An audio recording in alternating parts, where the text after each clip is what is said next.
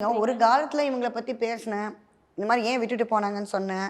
ஏன்னா ஃபர்ஸ்ட் வந்து லவ்வோடயே கட் ஆயிடுச்சு.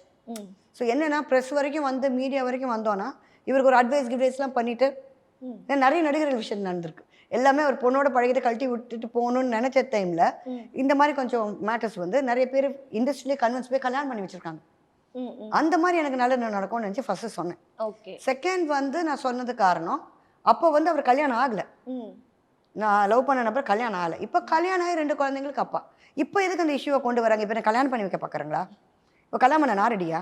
இல்லை அந்த பொண்ணு எனக்கு என்னமா துரோகம் பண்ணிச்சு அவருடைய ஒய்ஃபு. கரெக்ட். முன்ன பின்ன தெரியாத ஒரு ஆசாமி எது, ரைட்? அதே மாதிரி அடுத்த கல்யாணம் பண்ணி போயிடுச்சு. எதுக்கு காரணம்? நான் கொடுக்க வேண்டிய நிர்பந்தத்தில் இருந்தேன்.